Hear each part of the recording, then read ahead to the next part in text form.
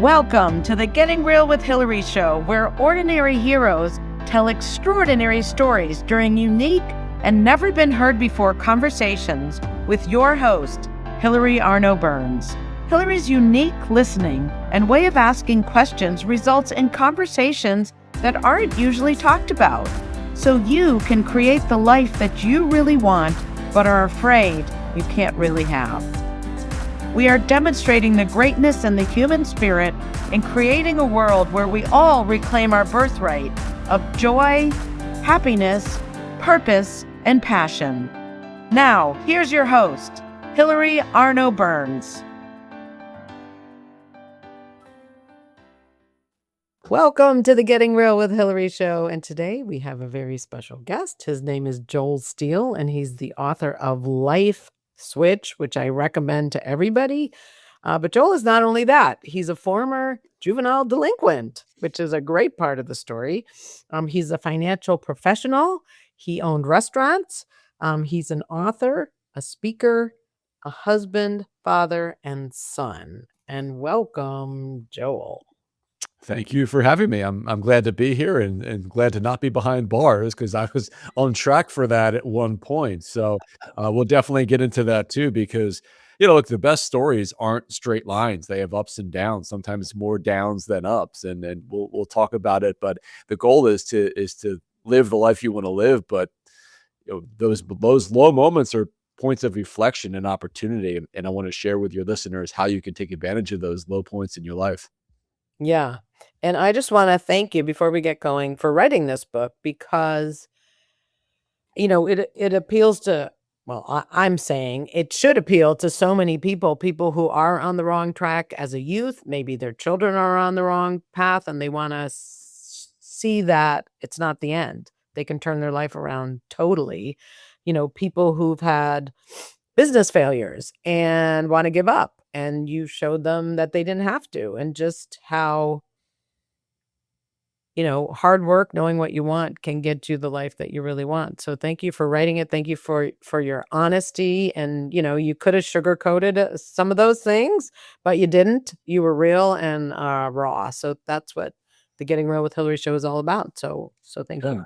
Yeah, thank you for reading it and having me on. And you're right, sugarcoating things. I mean, what good is that? It doesn't help. You need to know the raw truth and understand how this thing can go. And when people aren't honest with themselves, they ultimately don't get the results that they want. So honesty, realness, rawness, those are big components to get where you want to go. Yeah. And I just, this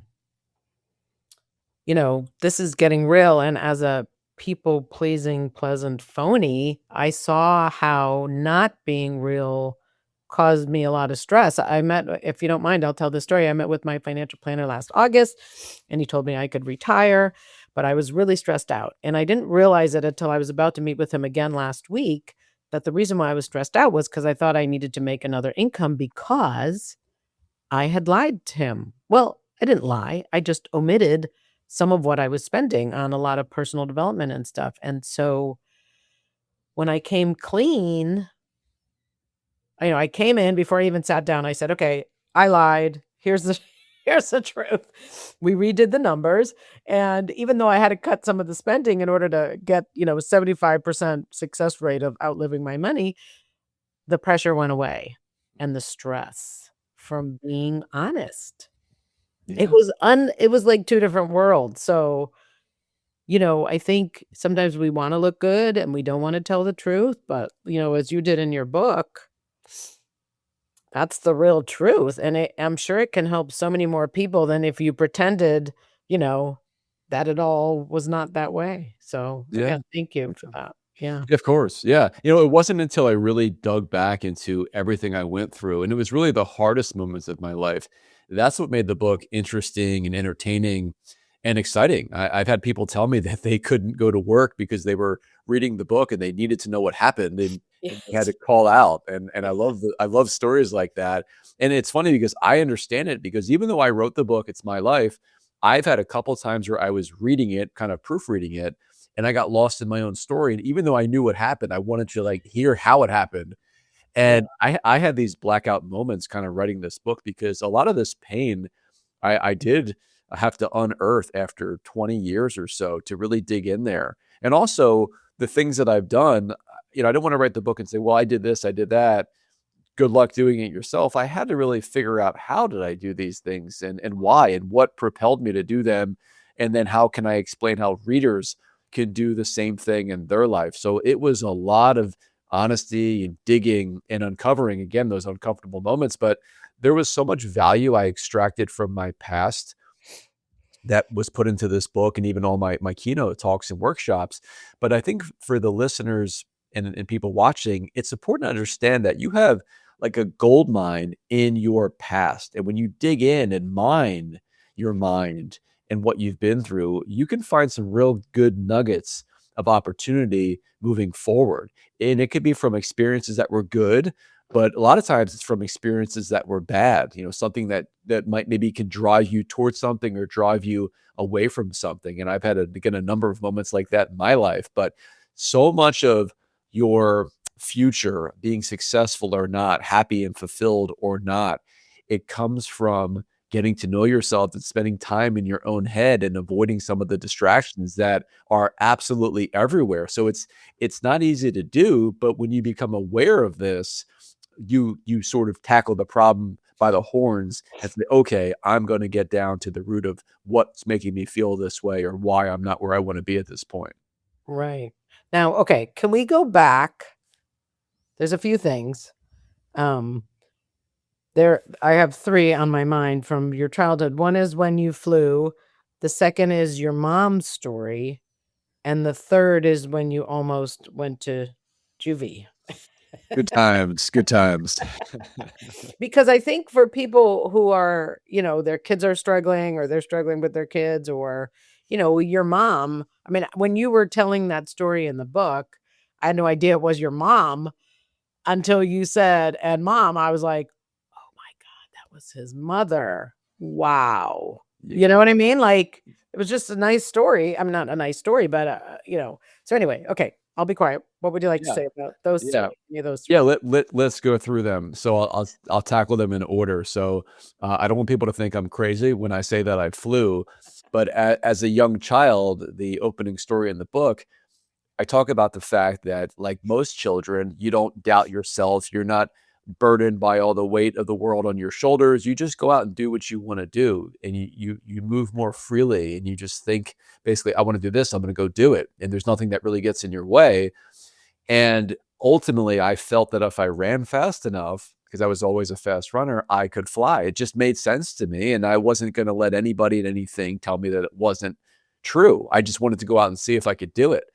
And so one day I went out and I ran faster than I ever ran before. And I felt like a sensation that my feet were starting to lift off the ground. I was more so on my toes. And then I slowed down and stopped because I started to kind of panic and get scared. But it was this pivotal moment in my life, kind of like a life switch moment where the bulb went off in my head. It's like, wow, I said I can do this, and I did it. In my mind, I did it at the time. I didn't need to soar around like anything crazy like that and anything theatrical.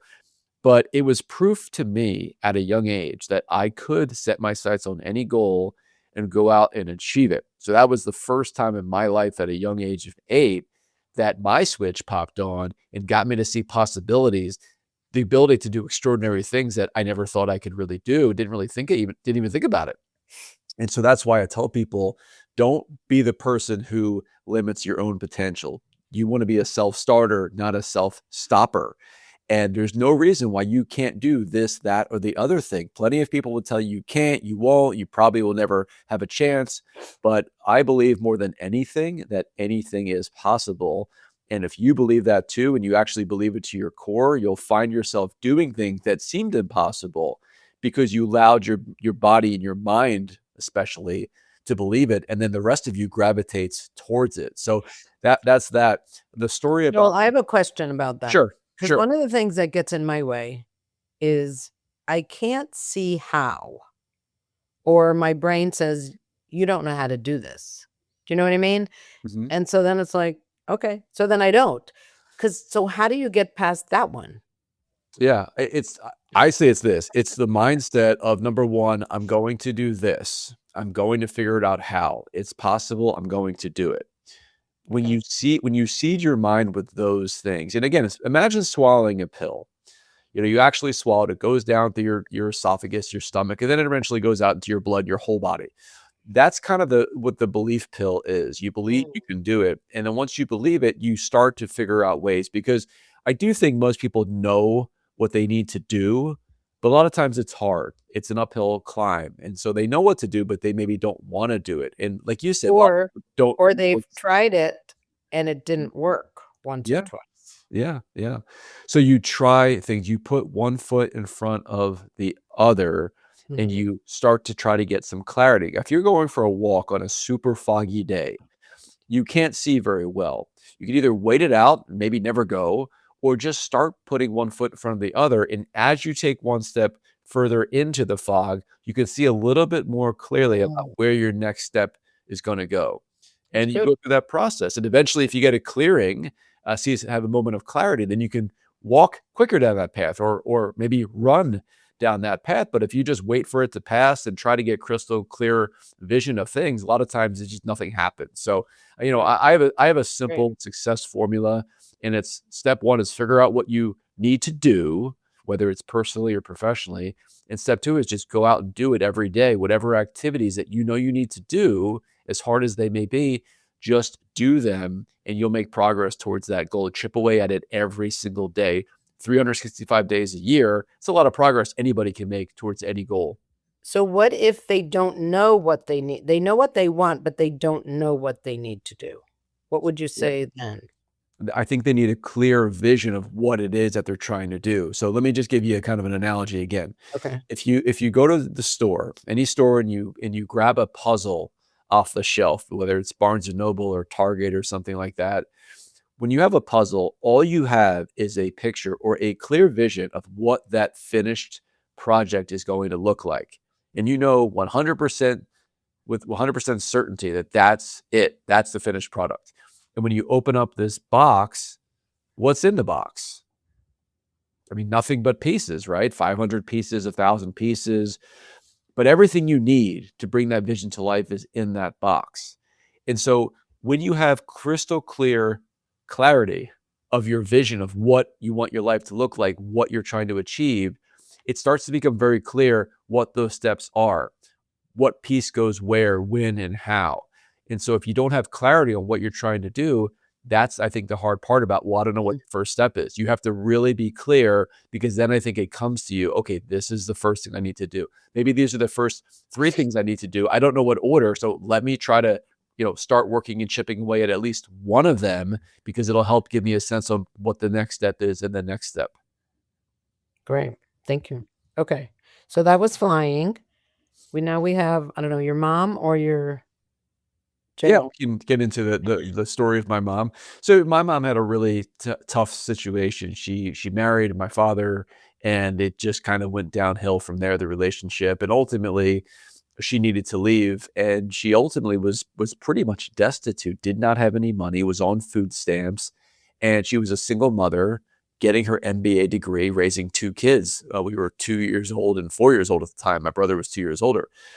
And it was really tough, but she would get up every day, physically get sick, and then go out and do what she needed to do in the financial services industry, which was call people, see people, ask for business. And that's what she did. And it was extremely hard, but that's a prime example of knowing what you need to do to be successful and then doing it no matter how hard it is. And then it gets easier over time. And ultimately, And where were you guys? And you were little, right? yeah, Where were I was a you? 2-year-old. I was the 2-year-old, probably still in diapers and along for the ride. And it's kind of funny because I used to Did go you go to the office with her? not the office, but I would go with her to meetings, in the evening, which is when a lot of people wanted to meet back then after their workday. So I would go with her to meetings and clients would get to know me. I don't remember those clients, of course, because I was so young, but I'd be in daycare. There'd be Yeah. babysitters during the day, but I would come with her at night sometimes. But it showed me somebody that was willing to do whatever needed to be done to get the life that she wanted to have. Yeah. So then, yeah, because that's an amazing story. She just I mean, I've interviewed women who had babies in college and, it wasn't planned, but they somehow figured out someone to watch the kids and they went. I mean, it's amazing to me. You know what I mean? Because Yeah. either one of those by itself is so hard. Raising kids and yet your mom did both. And anyway, okay. So that's that. Now, given that example, how did you start hanging out with the wrong kids that took you down the other path? Yeah, well, Example. because she was working a lot, my mom, and was traveling and things like that, I had a lot of time on my hands, and we just got involved with kids that were having fun, but being reckless and getting in trouble. But it was a bit of a group that was kind of like the cool kids, so it seemed. And we started to do little things like steal bubble gum, and then we started to take other things, and then it just kind of continued to escalate. And we got to the point where we were breaking into cars that were left unlocked. And I knew this was wrong, but I wasn't really empathetic at that point. I didn't really take time to put myself in other people's shoes, what it would feel like. But did you have that like when you do something that's wrong, like even drinking too much coffee, like I get a little bit of a, ooh, I'm not supposed to do this. I'm doing it anyway, F you, right? Um, do you think there was a little of that kept you going even though you were kind of crossing the line? Like, did you ever think you were crossing the line or it was Purposely, not I big deal? purposely didn't think about the line and Okay. of crossing it or not. Okay. And we were having fun. It was adrenaline. It was a thrill. Yeah. I didn't need to steal this stuff. It was thrill, hanging out with people, sort of getting pat on the back for doing something stupid. And so you just keep doing that when you're not really thinking about what it is that you're doing.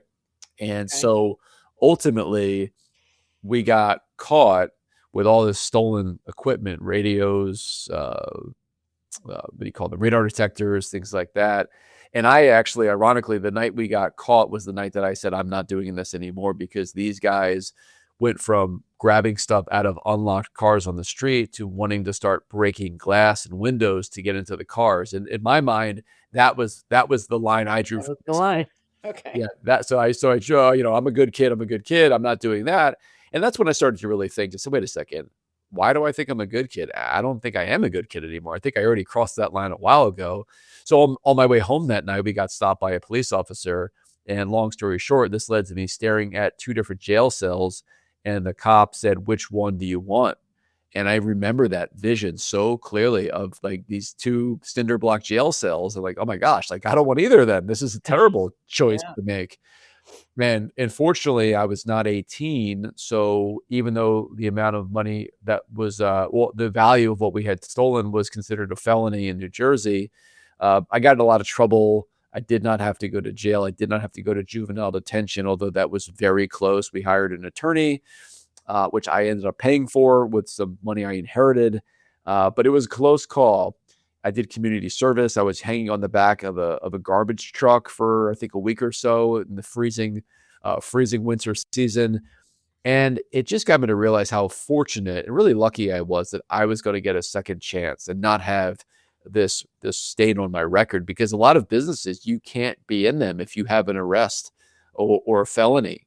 And so I got really lucky. So it helped to scare me straight, and it also planted the seed that because I was hurting people and really being a waste to society, it really planted a significant seed that I wanted to help people. And in fact, I needed to help people, which was the opposite of what I had been doing. And ultimately, that deep rooted belief and I need to help people transferred to all different industries from nutrition when I opened up my healthy restaurant to being a personal trainer, helping people get in better shape. Can And I even ask now, where do you think, sorry to interrupt, but I have two questions. One was that your mother didn't give up on you, but the other thing was, where do you think that came from? Was that like something internal that you needed to help people? And you hadn't had it before. All of a sudden, oh, and also what happened to your friends? Did they get in trouble? yeah, Sorry. yeah. I don't know what happened to those guys. I'm pretty sure I have an idea ultimately the path they were on. But so my point I wanted to be clear here is Yeah. I didn't really think about helping people that much. I was just living my life in the moment. But that that negative experience of hurting people is what made me, transformed me into somebody that needs to help people. I feel guilty. I feel empty. Oh, because you hurt them. I see. Correct. Correct. Mhm. So now I've been in the financial space, a financial advising space, helping people plan for retirement for over 22 years. And the thing I really enjoy about it more than anything else is it's really helping people. For some reason, finances are like a foreign language to most people. Mhm. So it is genuine help. We have a tissue box on our conference room table where people break out in tears quite often when we tell them that they can afford to retire because it's life changing for them and they didn't know if and when and how and all that. So that deep rooted core component of me of wanting to help people came from the negative experience of I hurting see. people at a young age. Wow. So, in retrospect, you could say it was a good thing that happened, even though it That's was right. messed up.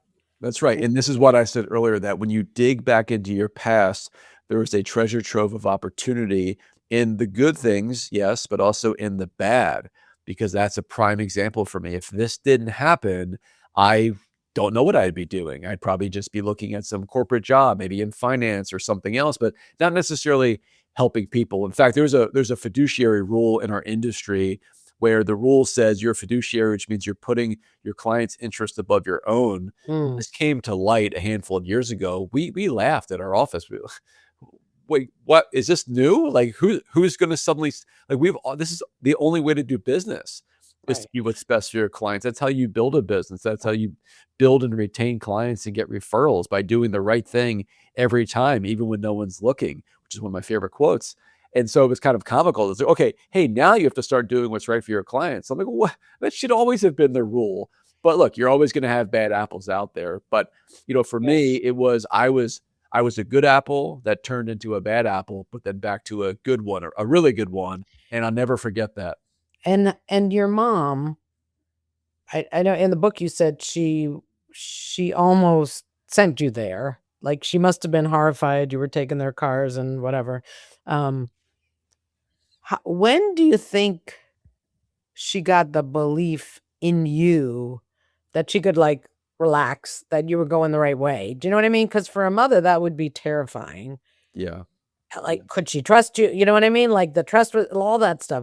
I mean, obviously, you're not her, but as a mother, I'm just curious. Yeah. Well, she was, the first one to raise her hand and say, take him away. Do what you need to do. She was on board with me being shipped off. And I was like, okay, wow, that's Thanks, where we mom. that's where we are. But I understood it. I wasn't Yeah. mad at her. I was mad at myself. But ultimately, after a while, she softened. But I would say it probably took, maybe a year or two for her to say, okay, I think he's on the right track now. But I continued to improve everything in my life around me. Again, everything that I was doing up until that point, I was average. I was below average from athletics to academics to everything. And I really decided, kind of in that same time period, that why can't I be above average in what I do? And why can't I be above average in everything that I do? And I just started to ask myself, why not? I wanted to become faster. I wanted to play on the football team. I wanted to get better grades. I was a BC student and I turned into a straight A student. And what I think,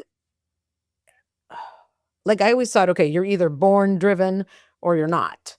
But for you, you were being average, and then all of a sudden you switch. Well, maybe it's that life switch, but you That's switch right. to Yeah. that. Yeah. How would other people access it? They'd have to want to.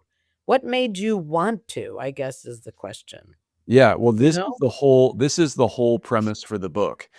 Everybody is pre-wired for success, fulfillment, and happiness, right? Whatever that looks like to them. Everyone is pre-wired. But you have to want to and learn how to flip your switch on to provide the power. And that's what happened to me. I was all pre-wired to have a successful life, to be, a millionaire, have a successful business, have a great family, but I was not activating and I was not turning on. Mm, I had all these abilities and components and traits in me, being driven, be a hardworking, focused, good person underneath it all. But even though I was wired for that life, no one provided the power. No one flipped the switch. I had to flip the switch. And like you said, Hilary, I had to want to. And what Right. made me want to was I had it with living this second class life that I felt like I was living. I was so ordinary and I just couldn't stand it anymore. I just thought, why does everyone and everything have to be better than me? Why do I have to settle for second or third best with everything? And I said, you know what? I'm not doing it anymore. I made a decision and I focused on it all the time. And it applied and transferred to everything I did across, again, professional endeavors and personal endeavors. So you think, because I honestly thought you either had that, like when I saw how, I forgot the beginning when you were average, but I was like, well, this guy's just driven, but not. You gave yourself the power. Do you honestly think, you know, o- obviously they'd have to want to, but that anybody can do that? Somebody who's failing, in fifth grade, they can flip the switch, or an athlete who's not doing well or whatever. I mean, do Yeah, you think that's amazing, right? I one think one I think thousand we're percent. conditioned to think you're born that way. Yeah, and I would say that is wrong. We are it's the opposite. We are pre-wired and predetermined for success. Well, again, if you don't sort of unwrap the presence, the gifts that you're given, the internal assets that you possess, then they just sit there dormant. They cannot be utilized, and so you go through life underutilized, unfulfilled. You have this Wow. unpleasant gnawing emotion, feeling, or pulling at you, and it's telling you that you are not fulfilling your potential.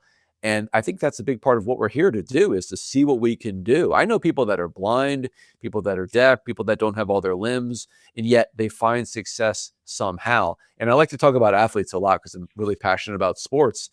But athletes don't come out of the womb with a basketball or baseball or football. It's not that they're a They good don't.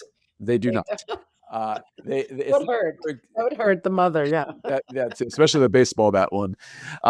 But it's that the traits that they have, right? They are driven, they're focused, they're detail oriented, they're relentless. And then when you put a ball in their hand, then they want to be really good at that because it's fun. So everybody has these internal assets, I call them, that if they are appreciated, then it can help your actual real assets appreciate in the world. And this is why you have to spend time with yourself to get to know yourself, how you're wired, what you're good at, what you like doing, and think back to your past. Like, what were you good at? What made you feel alive? What was your passion? What made you smile, laugh, and feel like you were Mm. excited to get out of bed, even if it wasn't a great night of sleep? These are the things that you want to start to identify and inject into your life now. Some people think you have to love your job to live with passion and purpose, and you don't. Most people don't love their job, but still are happy and have purpose, satisfaction, and they build it around their workday. All right. Question. When your brother got you into weightlifting, and then you went out for the football team and you were the strongest, but you also said when you were little, you were the fastest. So why did you not get to play? You know what I mean? Well, why didn't, or were you too big and bulky? And then the second part is, your senior year when you changed, did you get to play? I never saw that in the book. Maybe I missed it or you didn't say it.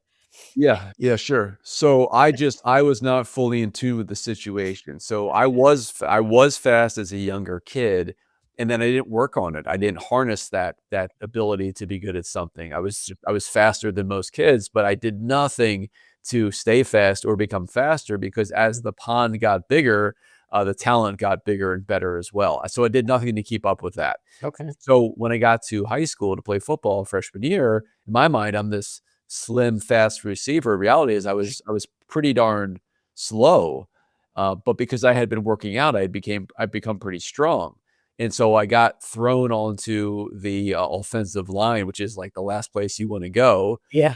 And I was strong, but I wasn't playing. And then I just wasn't really getting any time when I did get to play receiver a little bit because I wasn't very good. I didn't work on catching the ball either. I just wanted to run around, and I envisioned myself, didn't put the work in to be great. I just wanted to be Okay. great. Those are the two Yeah. components. And then down the road, I worked on becoming much faster. And at that point, I changed positions to tight end and defensive end. And so I was really fast at that point, but I didn't need speed as much in that position. So I was just kind of a mess. I kind of had my wires crossed, but it was, again, all planting seeds and setting me up for success in other endeavors as I went, because I showed myself I can get fast. I showed myself I can get strong, or whatever goal I set, I could achieve it. And, that people think, well, that's great. It's high school. It's football. It's math and all this stuff. But then I took it to the real world. I was a personal trainer. I Mhm. went from the worst personal trainer at one gym to the best trainer at a different gym. I opened up a restaurant chain from scratch with no experience, and that was a huge success at 20 some years old. And that was, this massive mountain I was willing to climb because I was passionate about healthy eating. And so it was a healthy fast food restaurant chain. And I was completely uh, determined and believed that I was going to create a national chain of this restaurant. And Mm. ultimately it didn't happen. Okay. So, all right, we've gone from football to college to your dream of opening personal training in the meantime, success there, open the restaurant. Now, you opened 3, but that's what I didn't understand. If you were struggling financially, or were you not, how did you open 3?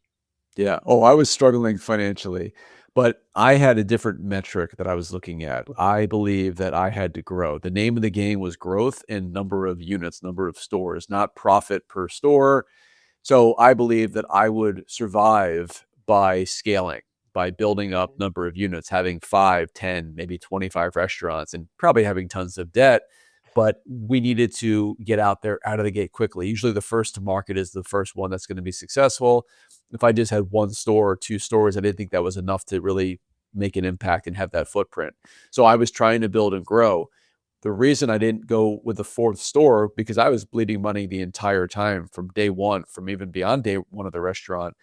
But when I almost started the 4th store, I was in such bad financial shape that it needed to be a Hail Mary. And even though it was a really good location, it wasn't one that was going to make us successful. We would still need to open up number 5 and all that. And so I said, let me hang on to this for a little bit and see what we can do with where we're at. But things were already starting to crumble. And even though I was aggressive, I didn't want to be completely reckless Mhm. because I had so much debt. It was almost like funny money at that point. But I did have a cap. I did have a cap on my loans, and I knew that this would really accelerate me hitting that cap. And there wasn't enough money coming in to really provide meaningful, free capital beyond that. So that's what gave me pause. Right. Wow. Okay. We need to take our commercial break.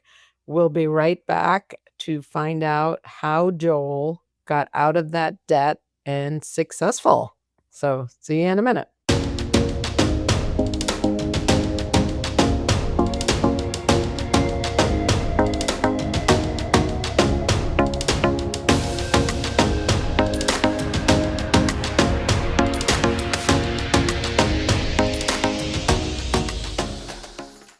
What if school could be a place where every child feels safe to be themselves? Right now, kids are growing up in a complicated world. They're learning how to listen, how to care, and how to find their voice. Kokori's daily digital calendar of research-backed lessons helps children build confidence, empathy, and resilience through joyful play-based learning. When children feel connected and supported, they don't just learn more, they grow into kinder, braver humans. Kokori, helping kids grow together. Hey, it's Hilary from the Getting Real with Hilary show. Life can be messy, raw, and real. And sometimes we're afraid to feel vulnerable. We're afraid to be that real self. Well, that's exactly what the Getting Real with Hilary show and Getting Real movement is all about. Being our true selves. Every week, I bring you stories of transformation, authenticity, and hope. People getting real with their struggles, their faith, and their breakthroughs. So don't miss a thing. Subscribe to my weekly newsletter today. You'll get stories, links to everything new, and how to create a life you love every week directly to your inbox. You can also find my books on Amazon. My courageous and riveting memoir, The Second Piece of French Toast. In case you feel stuck in your life, and want to get inspired. How I came out about my no sex life and my marriage, and my second book, Real Talk. That one will get you speaking up in ways you've been too afraid to do so, and really creating amazing freedom. And my third book, How to Stop Fixing Yourself and Start Having Fun, the name is called Your Bullshit is Your Blessing. Find links to everything and subscribe to my YouTube channel, Getting Real with Hilary, and you'll find the links in the header. So visit, and you can also visit gettingrealwithhilary.com, because the real you is worth it and wants to come out. What if spiritual transformation didn't have to feel confusing or out of reach? When I met Dr. Kay Narayan, a spiritual teacher and healer, what struck me most wasn't just his presence. It was how simple he made something that can feel so complex. In his book, Spiritual Transformation, 12 Steps to Freedom, Joy, and Your Highest Life, he breaks it down into a clear, step-by-step process, so you're not just inspired, you actually know what to do. This isn't about rare experiences or abstract ideas. It's practical, it's logical, and it's written in a way that just makes sense. And what I experienced myself was a feeling of lightness, of ease, of finally understanding. If you've been searching for something deeper, but want it to feel real and accessible, this is for you. You can get a free copy of his book right now. Just cover shipping and handling. The link is below, because the life you're looking for might be simpler than you think.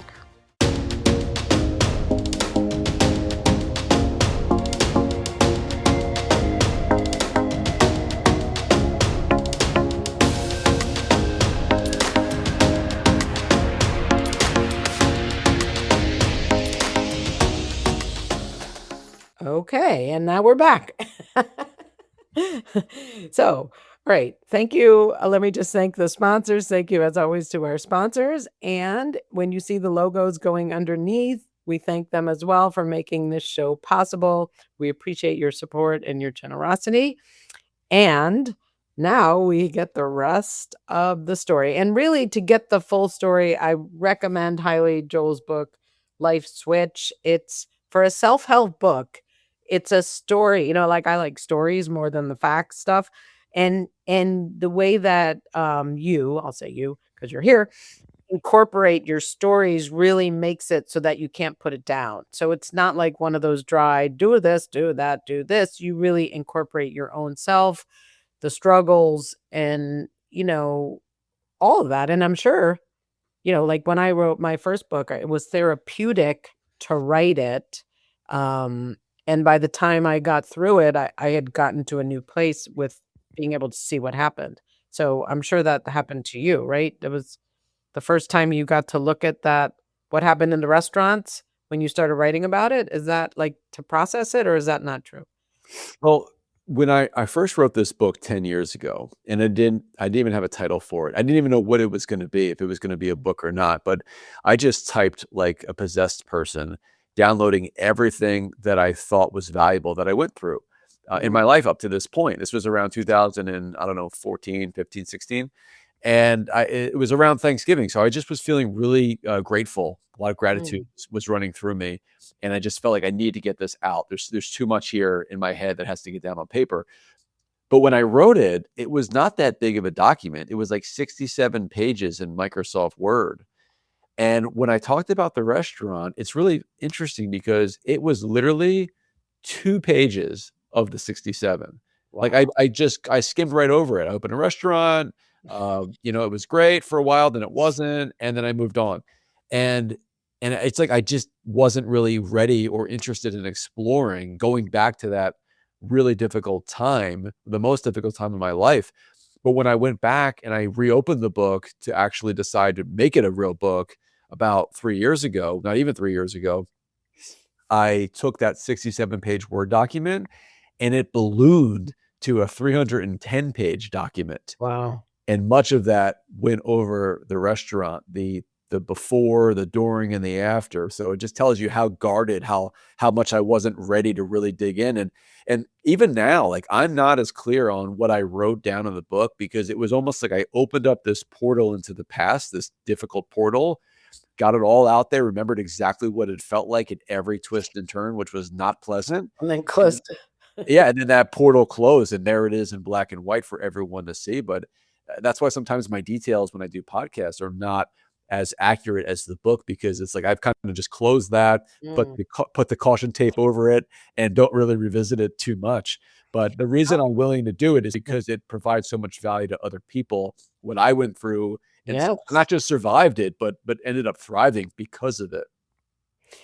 How much time was that? I know you had the dream, like, in college and stuff, but and then I mean, the whole thing with the Starbucks, I mean, it's just unbelievable what happened, and then the guy with the equipment, oh my god, how you didn't throw yourself in the snowbank, I don't know, but or maybe you did, but how much time, like, of your life was that? Because that was intense, Yeah, you so know? I started the concept of the restaurant my senior year in college. So figure I was, 21, 22. Okay.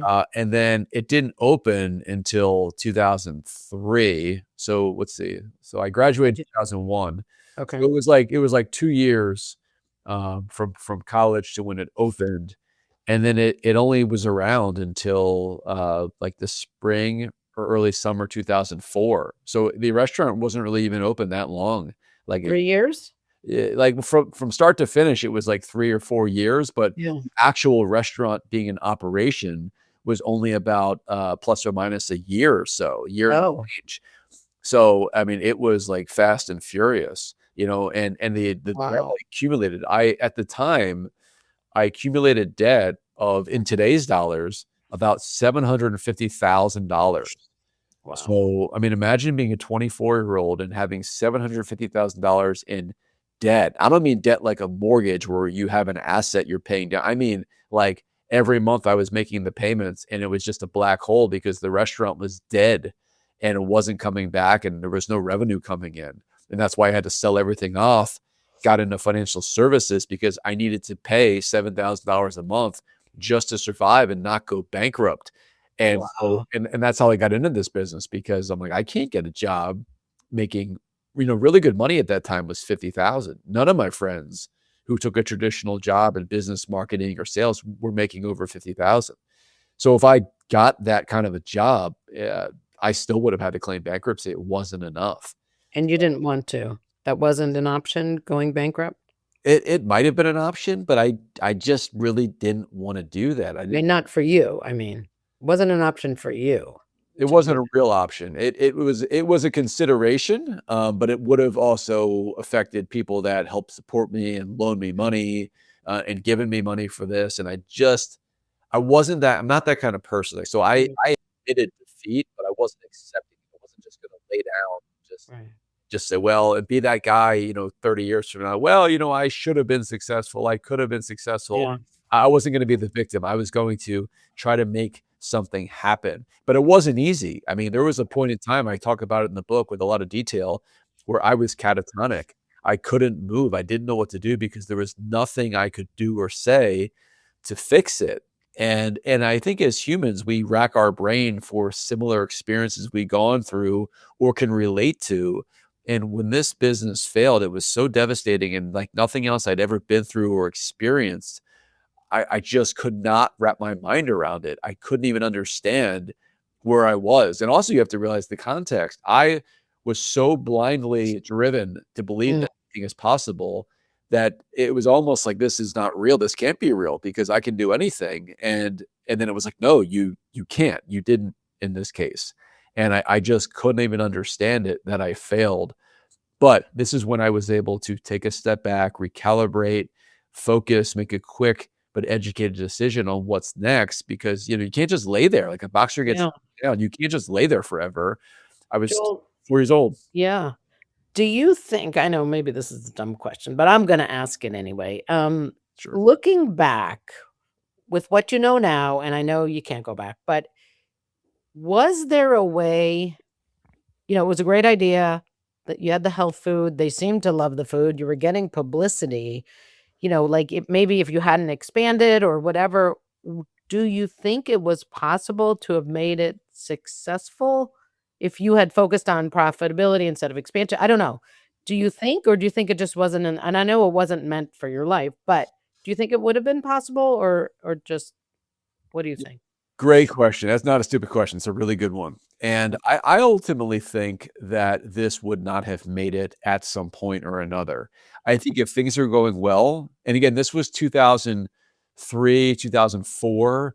I think the recession in 2008, I think that would have wiped me out. And had I survived that, I think COVID would have wiped me out like it took out a lot of Right. restaurants.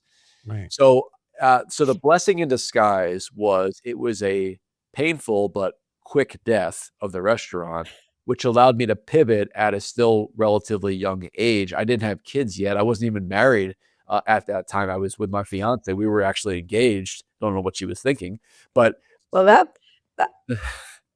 what was she I almost wanted to say, bring her here and your mother so that I could ask them what they were thinking. And I mean, obviously, she stuck with you. You're still together. She saw greatness in you. But I mean, was it tough for her, do you think, to not say, see ya. When you get that debt paid off, give me a call. We'll go out again. We'll try things again. I would not have called her if she said that. But, no, she believed in me the entire time, an Wow. unwavering belief in me, and I didn't even know why, because I didn't even believe it myself at one short period in time. But I think I saw her belief almost like looking in a mirror, like, "Oh, she believes in me. She knows me. She's known me since we've been in college. I should believe in myself." And so even though she didn't help with the restaurant, she was really important in that time in my life to help me realize I need to get up. I have a reason, somebody who's counting on me, who believes in me, and I don't want to let them down. Even if I'm willing to let myself down, I Hmm. didn't want to let her down. So Oh, she didn't waver at all. And I really wanted to get back to feeling achievement and success. And so I was really proud to share all these little victories I started to have pretty early on in the financial yeah. industry. And And ultimately, she got to quit her job. She got to retire after 7 years in banking because my career really took off. So I was really happy to be able to allow her to do that and be home with the kids for many years. the other ones, well, your mom, and also I know. You know what? It's kind of like I can ask these questions because it's my show. Of course you can. You do whatever you want. Because I'm curious. So your future father-in-law, he was the one that helped you pack all that equipment, right? Wasn't that him? That's right. And then, your mom, I mean, just I mean, obviously you proved yourself way past any failure you ever did. But was it like if my daughter was marrying a guy who had just, done this, I w you wanna protect them, but he seemed to be sticking with you, like, it seemed that everybody really kept believing in you, which is such a beautiful thing, he coulda said, "Honey, this guy's a loser, don't marry him." You know what I mean? Like, Totally, right? totally. Yeah, and he But he probably should didn't. have. He probably should have at the time in hindsight.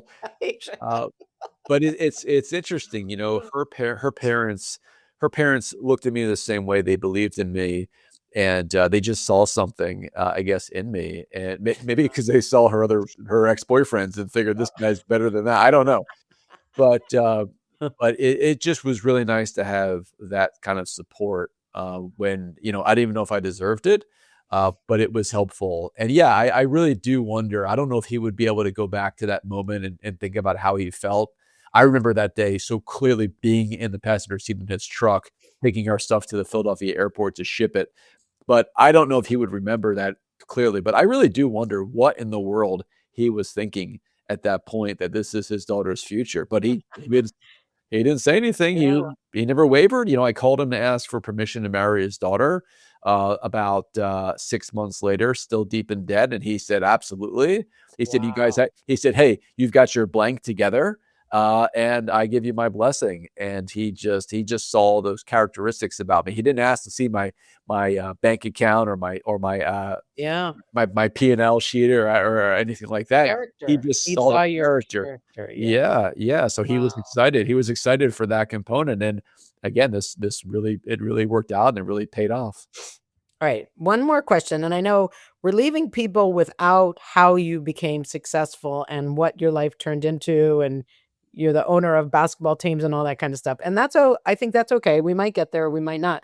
I really think they should get the book, Life Switch, and see how you did it. And again, we might get there, but I have a question that's been bugging me since I finished the book.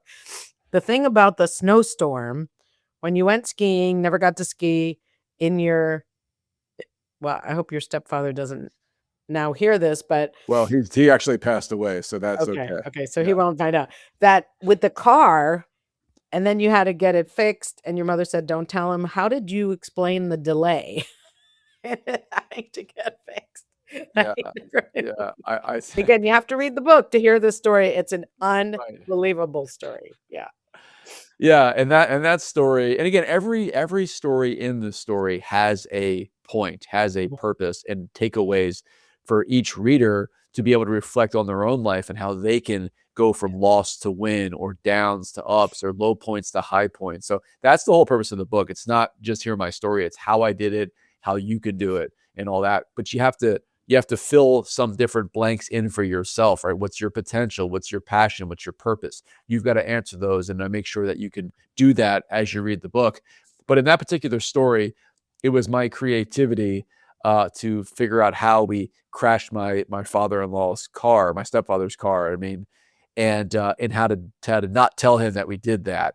So we had the car towed back after we crashed into a bunch of trees, and we never Almost had died. delay. Yeah, I told him that somebody hit the door with a shopping cart in the supermarket, and I didn't want him to know about it. Didn't want him to worry. So that's why it smelled like fresh paint. And he said, "Oh, okay." But ultimately, it had nothing to do with the shopping cart. There was no shopping cart, but we got through it. And that even goes back to that little story, that little fudging of the truth, and just figuring out that, okay, he cannot know. He's not going to know. I'm going to come up with a way and a story that he's not going to know. So It was a even brand new car. it was a brand new car. This was like 1997 or 8. The first Jurassic Park movie came out, and it was the Mercedes that they had featured in that movie, which was like the first real luxury SUV in the country. And he let me borrow his, and I crashed it. So it was not good. But you got away with it. I mean, yeah. And he tells that at the end of the book to show it would have been easy for him to go off the cliff, him and Kara, his wife, and he got a chance to do something great with his life. And there was a bunch of those.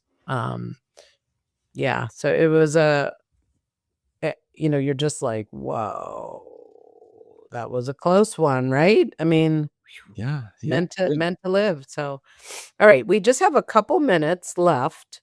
What do you want to leave people with? I know we want them to read your book because it's incredible, Life Switch by Joel Steele. What do you if your vision came true in the next 5 years, how would the world look? That kind of. Yeah. The world would be a more positive, productive place, because if people are living on and they're getting the most out of themselves and getting the most out of this world around them, they're going to be happier. And we're going to have people just working together more, I believe. And that's why part of what I believe this book can do is it can unite people, and it can show people proof that anything is possible, which is why I created this charity component, where if Life Switch sells 1 million copies, I'm going to personally donate $1 million to charity. So when you think about it, everybody who buys the book and reads it, whether it's an audiobook, the ebook, or the hardcover, every one of those sales counts towards the million sales. And ultimately, every single person who buys Life Switch is part of the 7-figure donation to charitable causes. So it's a really cool way to be bigger than yourself and to help more people. But along the way, just by reading or listening to the book, you're going to be entertained, and more importantly, you're going to be inspired. You're going to get more out of yourself. And I don't know anybody who doesn't want to get more out of themselves and out of the world around them. Yeah. And I think it's also great for people's children. Anyone. I mean, everyone. It's written so well, and so, you just want to keep going. And that's unusual for what you could classify as a self-help book. You know what I mean? So it's both, and it's really well, very, very well written. So anyway, I just want to thank you. I know you have a deadline. Thank you for your inspiration. Thank you for what you bring to the world, and keep keep it up and let's get your next book out. Yeah. And where can they hear you? I know you have your own podcast. Well, I don't have my own podcast at this point. But if you visit my website, you can learn more about the book, the story, the speaking that I do. It's bookjoelsteele.com. That's my website. You can get the book on Audible, on Apple, or Barnes and Noble, and of course, Amazon. So again, hardcover, ebook, and the audio book, which I recorded myself. So yeah, different ways to get it, different places to get it. But yeah, people that have read it so far have really enjoyed it. Like you're saying, Hilary, they're entertained, they're inspired, and then they find out about the $1 million giveaway. They're even more excited to spread the word about it. So Yeah. it's doing its job, it's working, and I'm just really excited about keeping it going. Yeah. Well, thank you. And what about your social media? Is everything bookjoelsteele.com? You can just search Joel Steele on LinkedIn, on Instagram. It's Life Switch Official, and Facebook. It's Joel Steele 96. So it's pretty easy to find me all over the place. So you can just Google Joel Steele Life Switch, and you'll see all the things and places I've been and what I've done. But I really enjoyed this conversation, and I appreciate you having me on. Yeah, you're welcome. It was a pleasure. Thank you. All right, thanks. Take care. Thank you for watching this episode. I started getting real with Hilary when I discovered that I was a people-pleasing, pleasant phony and wanted to be more of my real self. We can grow together if you will like the show, subscribe to my channel, and share this episode with your friends and family so that we can have a world that's more real.